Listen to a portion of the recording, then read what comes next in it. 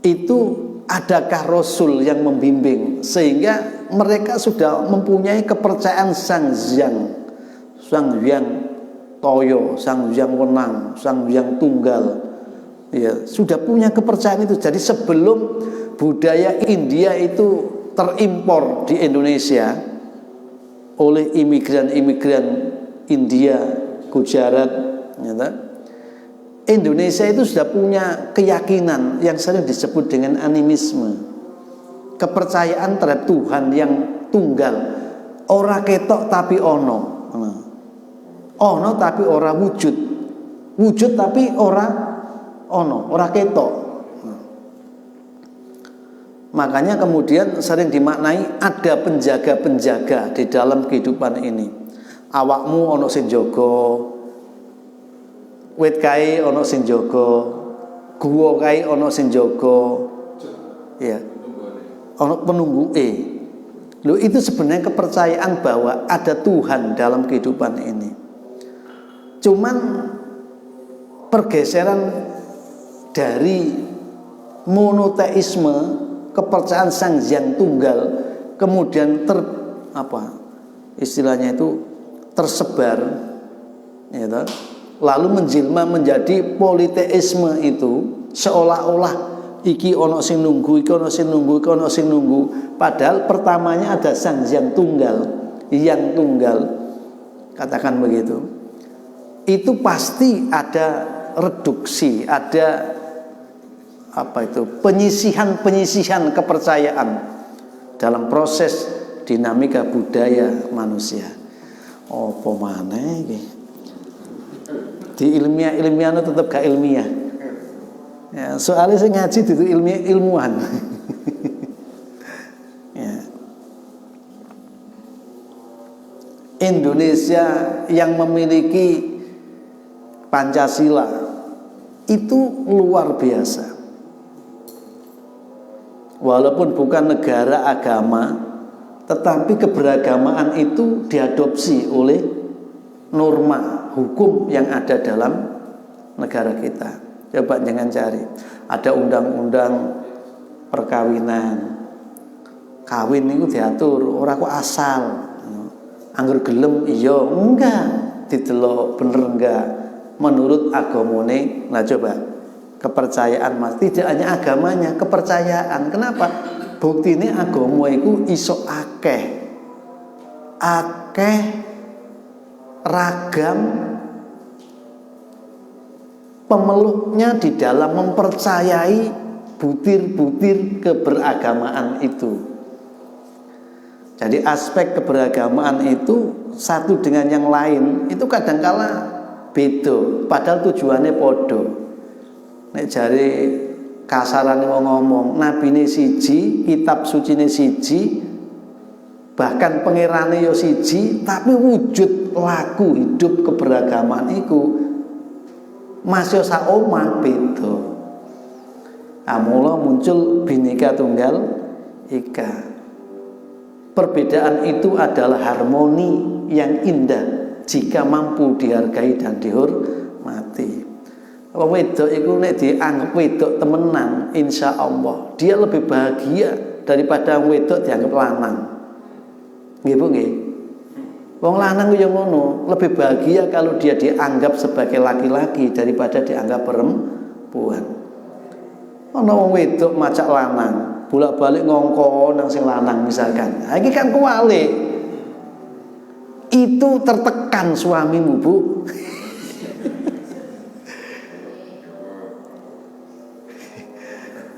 Lah ana wong lanang kok malah sing wedok dikon babu misalkan, kon buru misalkan, kon jadi TKI misalkan.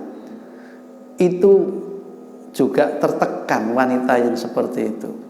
Karena kodrat wanita itu tetap akan merasa bahagia ketika dia dihormati dan dihargai sebagai wanita.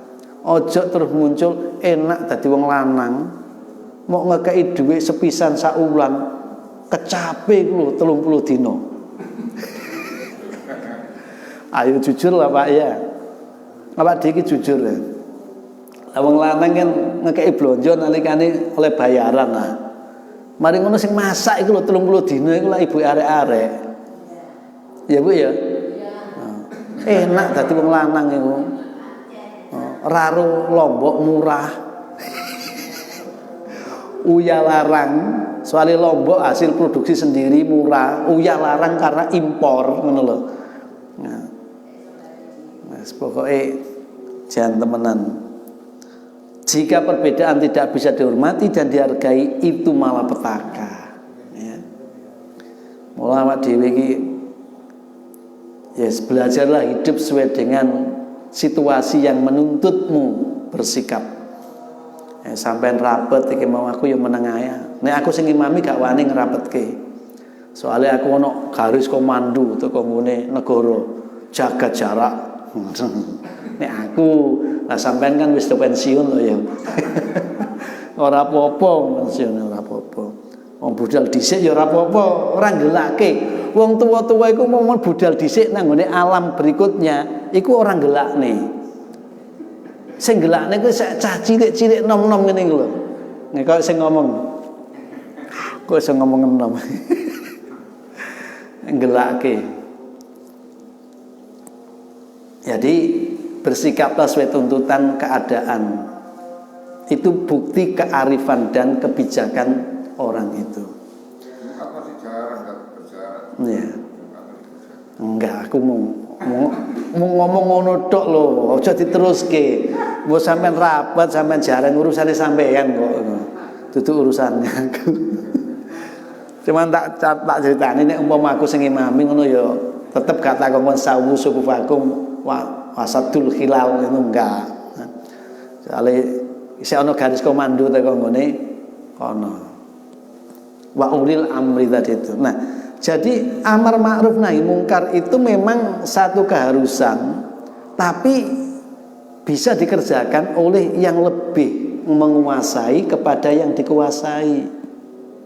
Nah, karena itu perintah sama dengan nahzu, an-nahzu itu tolabut tarki minal a'la ilal adna. Larangan itu adalah tuntutan meninggalkan suatu perbuatan dari yang lebih tinggi kepada yang lebih rendah. Bapak nang anak gitu ya.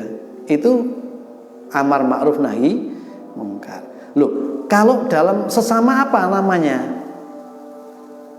Yad'una ilal khair. Mohon, ngajak menuju pada kebaikan. Jadi sekarang itu ya yad'una ilal khair gitu. Awak dhewe kadang-kala kan macake dadi wong sing lebih timbangane wong liya. Akibatnya apa? Ngandani tapi dadi gegeran. Ya. Karepe tausiah tapi dadi gegeran. Ya. Karena mestinya ketika setara itu yad'una ilal khair, ngajak, mohon, njaluk. Ngapunten Bapak Ibu, niki mboten berarti kula luwih pinter timbang panjenengan. Nanging monggo sareng-sareng dipun renungaken ngono. Yen apik monggo didamel, yen elek monggo ditinggalke. Dene durung iso elek apik takon nang ngene sing wis paham. Wong bocah cilik-cilik iku lahire padha, maksudnya padha bareng, dinane padha bareng, jame padha bareng, tapi urip akale iku iso beda. Sing siji iku umur 2 tahun wis cerdas luar biasa, hitung-hitungan pinter. Sing siji 10 tahun iku lho, isih dibujuki ya karo kancane sing umur 5 tahun. Iku ya enek ngono kuwi. Ya. Lah menungso koyo ngono kuwi, Pak. Ana sing wis tuwek tapi ya ora eling apa-apa ku ya enek. Ya. Ana sing sik bocah tapi ya kemelinti koyo wong tuwek ku ya enek. Kok sing ngomong. Sing ngomongnya mulai isik sanawiyah wis sering kemelinti. Ya. Sering ngomongi wong tuwek-tuwek, soalnya kon ngomongi.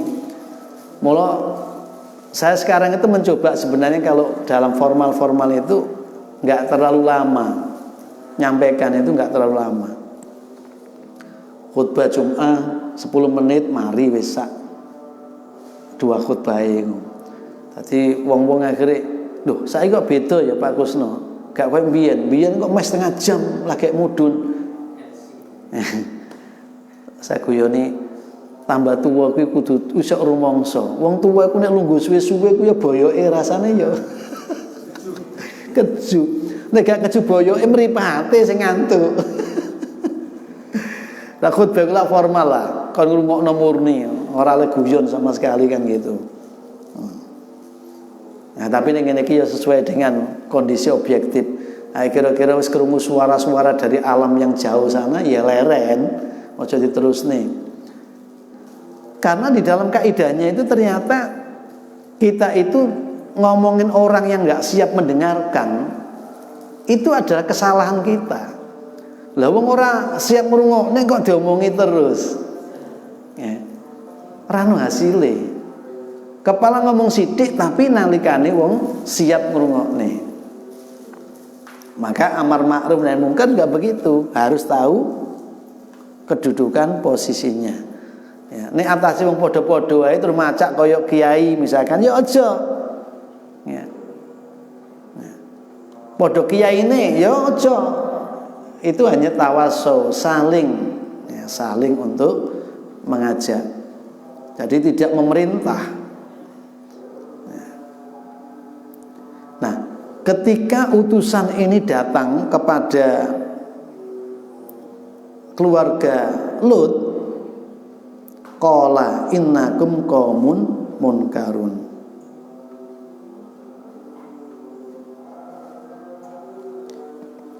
Sapa sing ngomong qala iku? Lut. Dadi ngene. Tamu iki teka nalikane Lut kuwi nyampekno nang gone umate. Ngono lho.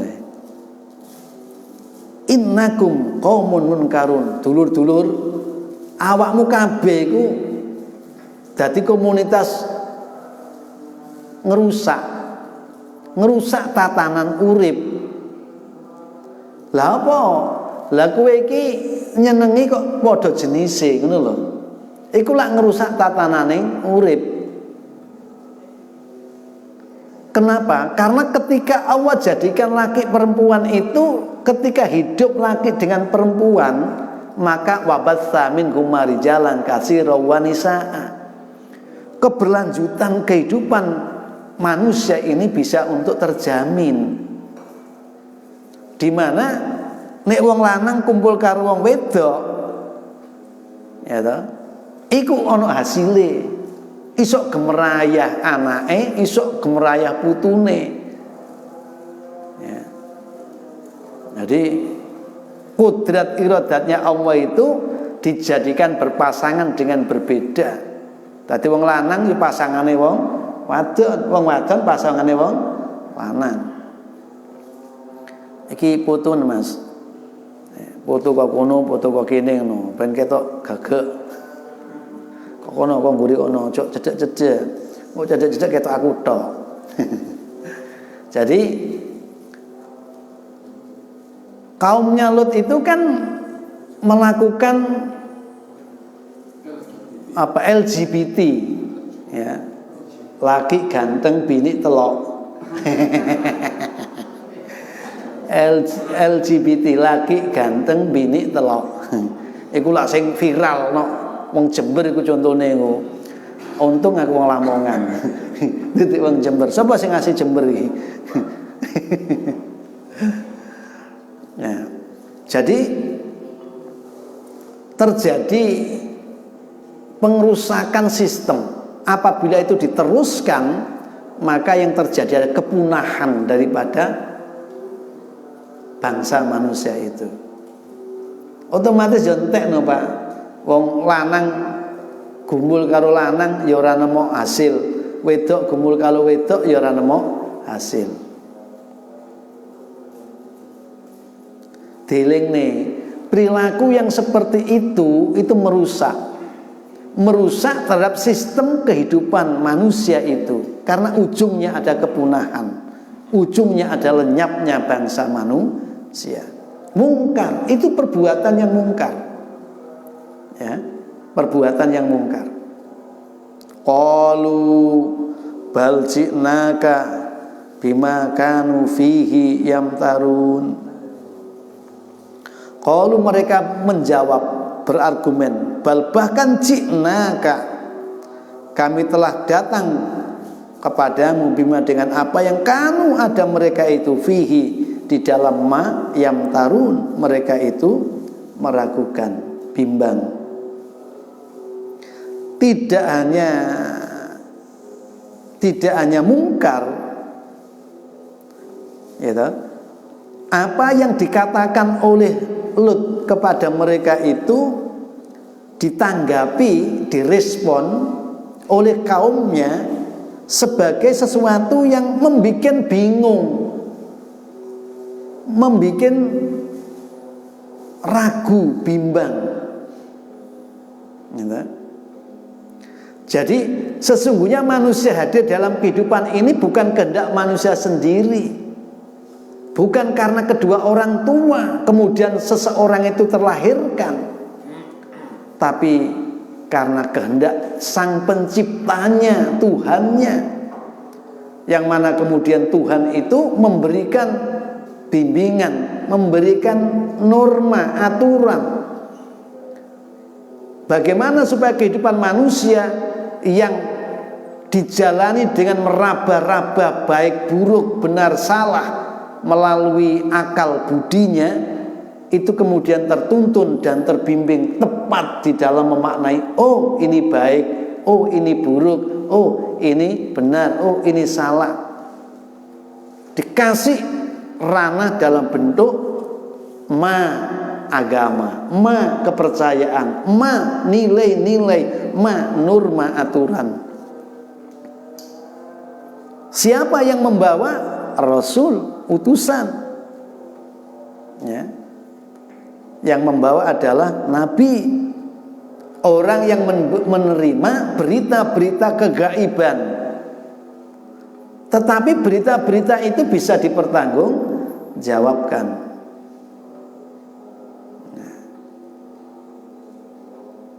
Sekali lagi, kebaikan dan kebenaran yang belum bisa dipaham oleh manusia, umumnya manusia meragukan, sangsi, bimbang, lalu menolak. Itu kecerobohan sikap manusia. Mesine ini ono barang anyar, iku gak langsung ditolak, tapi ditafakurkan, dipikir, direnung, kemudian dianalisa, diperbandingkan kemaslahatan-kemaslahatan yang ada di dalam ajaran itu, di dalam norma itu. Mana yang membawa perbaikan, mana yang kemudian membawa keburukan. Mana apakah tradisi yang berkembang atau kebiasaan-kebiasaan yang dilakukan, atau yang baru dia peroleh dari pencerahan dan pencerdasan itu. Tapi umumnya angel, wong kunes kadung menikmati sesuatu walaupun menyimpang tetap aja dikerjakan. Wis kadung enak gitu loh ya. Sampai niki neng kandang pitik misalkan, nek 1-2 kali ya muntah-muntah mambu ambune kandang kuwi. Tapi nek bendino sampai neng kono sedep. Barang metu teko ngene kandang malah muta-muta kena angin. Ambune kembang kembojo, kembang sedap malam. Gitu. Nek muntah-muntah malah sampean. Begitu balik nang kandang maneh sedap. Itulah kebiasaan dalam hidup itu, kalau sudah mendarah daging sulit untuk ditinggalkan, sulit untuk dirubah, ya. Maka kaum Lut itu pun mengatakan, ji'naka bima kanu fi yamtarun. Bahkan bukan kami yang mungkar, tapi apa yang kau sampaikan itu adalah sesuatu yang membingungkan saya, membuat ragu dan bimbang, gitu. Karena ini sudah mentradisi, membudaya,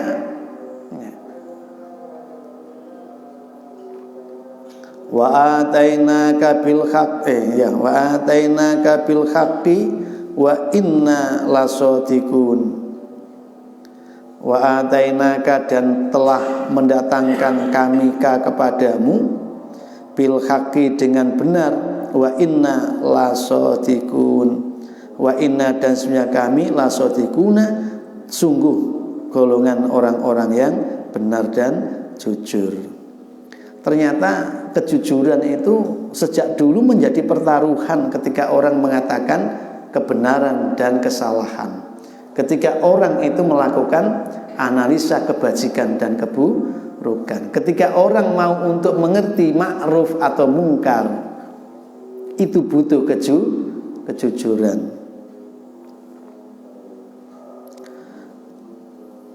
Wa atainaka, dan kami telah mendatangkan kepada engkau, bil haqqi, dengan benar, wa inna lasadiqun, dan sungguh kami adalah orang-orang yang jujur.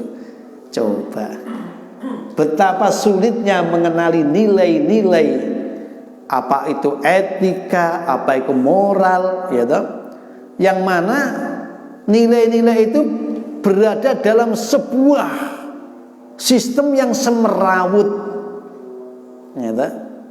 sistem yang semerawut. Kita bicara mengenai kebenaran kapitalisme dan kebenaran sosialisme misalkan. Bagaimana konsep kaum kapital ketika mengembangkan sistem ekonomi, dan bagaimana kaum sosialis mengembangkan sistem ekonomi. Pasti argumen yang dibangun bagi kapitalis murni, ini modal yang kecil ini bagaimana bisa optimal dapat untung yang sebesar-besarnya. Bagaimana kekayaan-kekayaan itu dimiliki individu-individu, yang kemudian individu itu punya kontribusi dalam kehidupan sosial,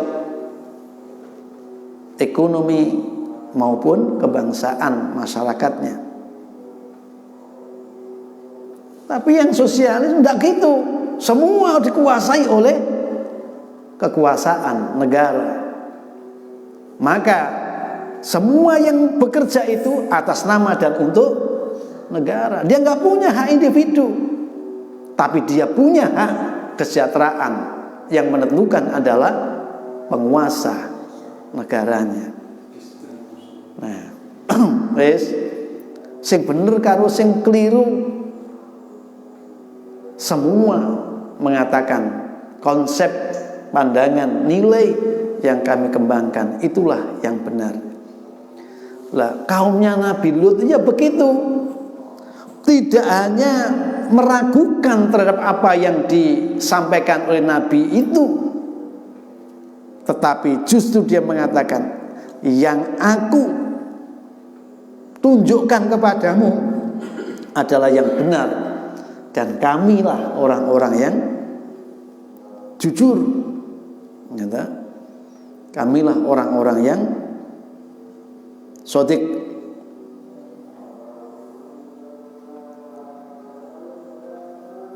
Nah, dalam situasi yang demikian itu,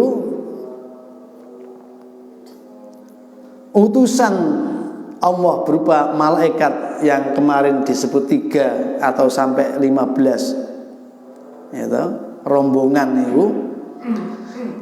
itu kemudian mereka menyaksikan bagaimana dialog dakwah yang sedang dilakukan oleh Nabi Lut tadi itu.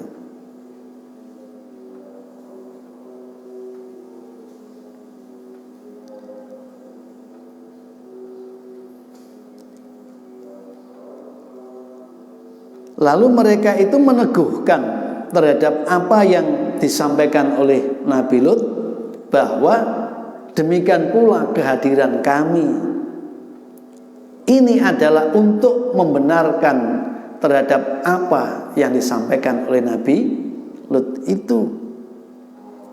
Tidak boleh kau ragukan, karena sesungguhnya Lut itu berada dalam kebenaran dan berada dalam kejujuran. Jadi utusan itu membenarkan kepada apa yang disampaikan oleh Nabi Lut. Fasri bi alika bikit minal laili, fasri maka segeralah berjalan di tengah malam, namanya Isra, Asra, Isra, Asra,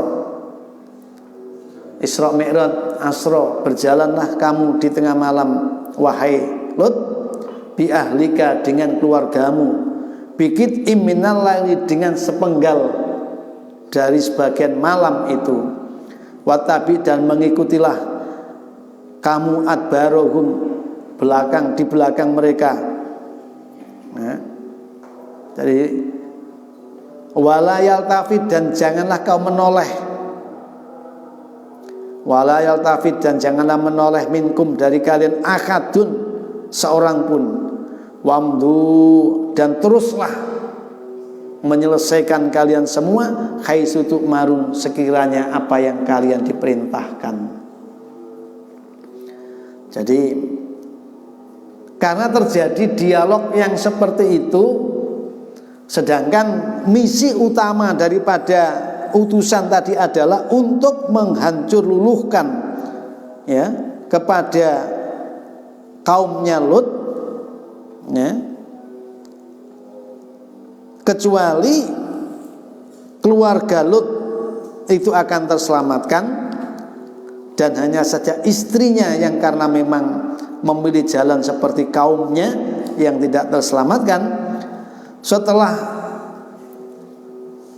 to the point, ceritanya to the point, tidak seperti ketika mampir ke Nabi Ibrahim. Kalau mampir ke Nabi Ibrahim kan bisa enak dialognya, tapi begitu nyampe di sini, oke, aku mempersaksikan bahwa apa yang dilakukan oleh Nuh itu tidak perlu kalian meragukannya, karena itu benar.